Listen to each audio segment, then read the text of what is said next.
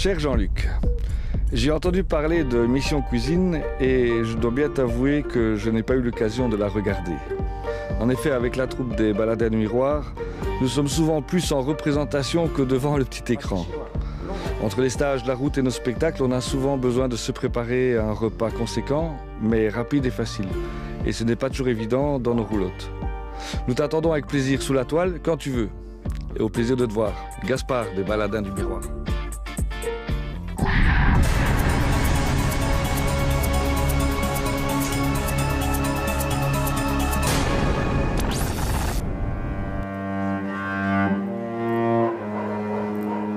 Bonjour.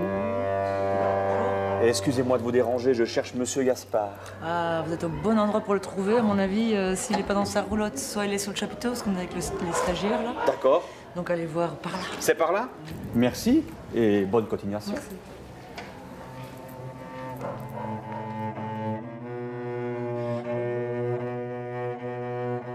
Monsieur Gaspard.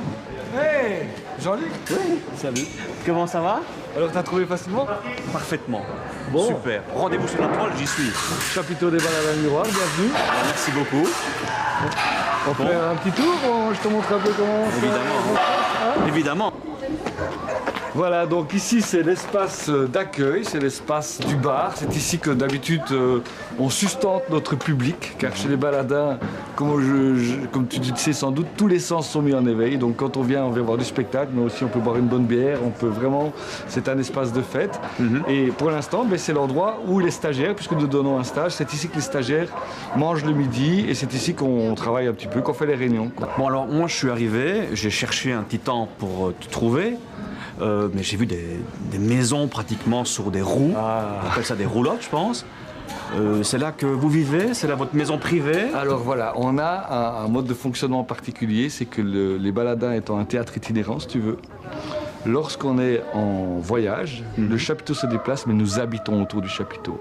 Et il se fait que la vie a fait que, au lieu d'avoir des petites caravanes de camping, lorsque nous avons débuté, nous avons récupéré des vieilles roulottes en bois que nous avons restaurées au bout de 30 ans. Ce sont devenues des petites pièces de musée. Et ce que je vais te faire découvrir, c'est la mienne, et tu verras, c'est tout à fait habitable. Bon, là, je me réjouis et on y va alors. On y va, en route. Je vais ouvrir ton frigo, je vais sortir quelques produits et puis on va faire un peu de l'inédit. On va essayer de réaliser une ou deux recettes de croques pour présenter à ton auberge espagnole, pourquoi pas un jour. Ça marche. Bon, et bien, moi je te propose de commencer directement nos croques. Hein. On est presque sur l'heure de midi. L'apéritif est bien entamé. Je vais te demander, moi, si tu veux bien, de me donner un coup de pied et de me couper les petites tomates cerises en deux Pas de problème. pour préparer notre salade. Voilà. Je vais préparer vite un petit beurre de truffe. Pour cela, je vais prendre un peu de matière grasse. Et pour aller bien plus rapide, je vais trancher ma matière grasse, comme ceci, en petits cubes. Je dépose la matière grasse dans un plat. Ici, je vais prendre, regarde, ta petite purée. Ça m'intéresse. Alors, comment tu fais ta petite purée? Je vais prendre une cuillère à soupe de purée de truffe que je vais mettre. Je vais juste un petit peu saler et poivrer, et puis je mélange. D'accord. Et alors, on aura un beurre truffé. Ouais. J'ai mélangé ma purée, t'as comment bien sentir hein, le beurre truffé. J'adore. Ce sera une base. Alors, tu vois, ceci, tu pourrais l'utiliser pour d'autres choses. Donc, tu prends de la matière grasse et tu pourrais mettre de la tapenade ou des anchois. Ça te fera un beurre d'anchois pour tes apéros. Ouais. Voilà, c'est un peu le principe du beurre à l'ail. Hein. Donc, on peut utiliser la matière grasse pour, encore une fois, diversifier les goûts. Et moi, je trouve ça sympa parce que tu peux le garder très longtemps, ça se conserve très très bien.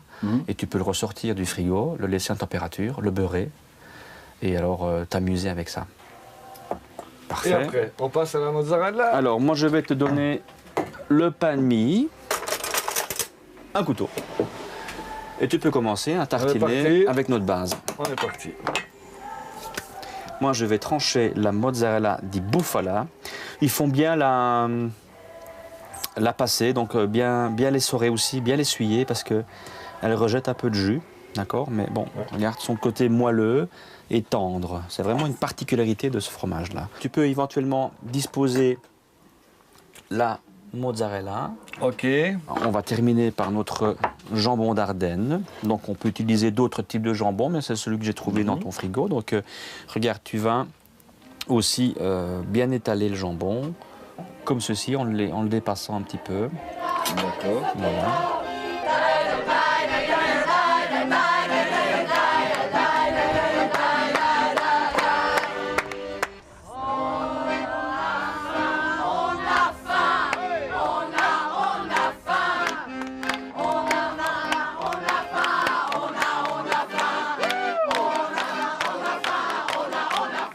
Suite du spectacle, qui était formidable d'ailleurs.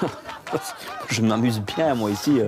Moi, je me demande d'ailleurs si je ne vais pas tenter de faire l'achat d'une roulotte et de partir avec vous parce que des ambiances comme ça, moi je... Si on faisait une roulotte restaurant? Voilà, une affaire à suivre. Eh bien, bravo, cher ami Gaspard. Donc on a ici... Jusque-là, c'est pas trop compliqué. Jusque-là, c'est pas trop compliqué. C'est pour ça que c'est simple aussi. Voilà. On y va pour la deuxième recette, le deuxième croque qui m'a inspiré dans ton frigo. J'ai l'impression qu'on se fait souvent des petites salades de thon ici. Oui. On va mettre comme ça. Tu peux déjà éventuellement Le concassé. me le concasser. Alors, thon olive, ça nous rappelle le sud. Hein? Salade niçoise, par exemple. Et bien là, je vais mettre une cuillère à soupe de tapenade. Ici, apparemment, c'est de la tapenade verte. Et je vais additionner cette préparation avec du fromage de chèvre. J'ai pas l'habitude de travailler assis, donc tu m'excuseras si je ne fais pas les bons gestes. Et donc, cette petite mixture va servir de farce à nos croque-monsieur, alors? Exactement. Donc là, on ne va pas utiliser de la matière grasse, on va utiliser cette préparation simple et goûteuse. C'est une préparation à la finale qui aura un petit peu le goût de pizza, pizza au thon. On va maintenant reprendre 4 tranches de pain mie. La même opération, tu peux y aller, tu peux me Moi, je tartine. tartiner tout ça. Intéressant aussi, dans le croque, on peut utiliser d'autres sortes de pain. Ah oui. Alors, on peut peut-être faire un mélange de pain ou alors uniquement un autre pain plus complet que le pain de mie. On va mettre, tiens, par-dessus, encore, moi je vais te hacher un peu d'oignon jaune, je vois que tu en as, qui est très très belle. On aura ce petit goût un peu plus piquant. Oh. Voilà, moi je suis prêt. On va, regarde, mettre un petit peu d'oignon comme ceci. Voilà. De la fraîcheur, délicieux. Voilà. Parfait. Un peu des herbes fraîches. Même chose, là c'est prêt. On va refermer avec de nouveau les tranches de pain mie. On va le laisser comme il est là, puisqu'on va le recouvrir maintenant d'une petite préparation à base de notre fromage. Regarde, j'ai râpé notre emmental. Ouais. Je vais juste y additionner un petit peu de crème. On pourrait mettre du lait aussi. Et je vais mélanger ceci à la crème. Un peu de poivre, un peu de sel. Et je vais aller chercher la plaque de ton petit four pour pouvoir les déposer dessus, puisque les croques, monsieur et les croques madame, comme tous les autres croques, n'ont pas de règles en termes de cuisson. On peut les cuire à la poêle, on peut les cuire au four, ou alors avec un ustensile adapté à la cuisson des croques, donc ces fameux appareils à croque-monsieur. Aujourd'hui, on va cuire un à la poêle et l'autre au four. Et voilà. Moi Jean-Luc, c'est l'avantage avec ce four, il a beau être vieux, mais dans 3 minutes, il est prêt à cuire.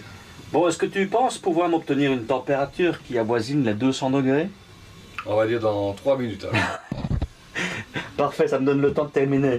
Je viens donc de tartiner, comme tu l'as vu, notre préparation avec des mentales à la crème. Ça commence à être appétissant. Hein, je trouve aussi. Donc, moi, je te demande de t'occuper d'enfourner ceci et je vais mettre sur le feu la poêle puisqu'on va poêler les bikinis. D'accord, alors ça va aller assez vite. Voilà, bien au milieu. Merci. Tu peux aller un peu plus fort en température sur le gaz. Alors on va le mettre fort, il n'y a pas de souci. Et là, un petit peu de matière grasse. Je m'occupe des cuissons et de la surveillance du four, du célèbre four de Gaspard. Ne te brûle pas. Hein. Non, je vais tenter, je vais essayer. Je vais cuire les bikinis. Tu mets la table ? Tu mets la table, tu mélanges la salade, tu la fatigues avec les petites tomates que tu as coupées. Et alors les petits cubes d'emmental aussi. Tu me rejoindras pour l'assaisonnement? Et je te rejoins juste après. Ça marche. Ce que j'apprécie dans la recette de Jean-Luc, c'est qu'il amène un côté d'improvisation qu'on retrouve dans le théâtre d'ailleurs. C'est-à-dire que finalement, avec peu d'ingrédients, on arrive à faire quelque chose d'étonnant, quelque chose de surprenant. Et là, je dirais quelque part, la cuisine et le théâtre, c'est un petit peu la même aventure. Monsieur Gaspard. Waouh! Alors? Ah ben ça, Bon, on n'a plus qu'à manger, hein? regarde.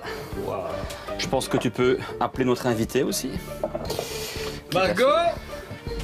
Miss Margot! Regarde-moi ça! Bonjour! Bonjour. Je te présente Jean-Luc, notre cuistot du jour. Regarde ce qu'il nous a préparé. Super bon. C'était surprenant parce qu'un croque-monsieur d'habitude c'est pas avec du poisson, c'est surtout avec de la viande. Mais c'était vraiment très très bon. Alors comme mission, c'était assez impressionnant parce que réussir une mission pour faire en un temps record un petit émerveillement des papilles, comme on retrouve au théâtre un émerveillement d'essence, et bien là la mission elle est nickel. Bon. Super bon. Alors on peut éventuellement adapter ça avec une petite sauce comme accompagnement. On peut imaginer cette fameuse sauce tomatée un peu sucrée qu'il est avec. Sinon, dans le naturel, comme ça c'est sympa aussi, hein. Seulement une petite huile d'olive, balsamique pour donner un peu de fraîcheur, puisque quelque part il y a quand même beaucoup d'arômes à l'intérieur. Hein. On a quand même pas mal de bons éléments et de bons goûts. Les ingrédients pour 4 croque-monsieur au thon. 120 g de thon au naturel, 8 tranches de pain de mie, 100 g de fromage de chèvre frais, une grosse tomate, 150 g de comté râpé, une cuillère à soupe de tapenade, un verre de crème et du beurre. Jean-Luc, faut que tu goûtes quand même. Bien volontiers, Gaspard. Pendant les ondes quiz, c'est aussi ça la convivialité du croque. Tout à fait. C'est de plonger un petit peu comme ça. On fait tapas, on partage. Ah on oui, pourrait même en même imaginer temps. une grande planche au milieu de la table, juste des petites serviettes et que les gens se servent comme ça. Alors plein de variantes possibles, hein. On peut varier le pain, comme on l'a expliqué tout à l'heure, on peut aussi varier les goûts. On pourrait imaginer un chouette truc pour des végétariens, uniquement utiliser des légumes cuits. À l'intérieur, on peut les utiliser comme farce. On peut utiliser des champignons, des brocolis, des choux-fleurs, des carottes, des courgettes, etc., etc. Donc vraiment, une totale liberté d'esprit, une totale liberté de cuisiner. Et d'ailleurs, je pense que je vais t'inspirer dès demain. Tu vas ouvrir le frigo. Et alors, les croques de Margot, c'est peut-être une marque, peut-être. Bah oui, On appellera ça les croques de Margot. Voilà. pourquoi pas. Longue vie à Gaspard et sa Longue troupe vie à des baladins. Merci. Alors vous qui êtes chez vous, qui aimez cuisiner, vous qui aimez des petites aventures du quotidien, bien Jean-Luc nous l'a prouvé, avec peu de choses on peut faire des merveilles. Laissez juste aller vos sens, le plaisir des sens n'a pas de limite.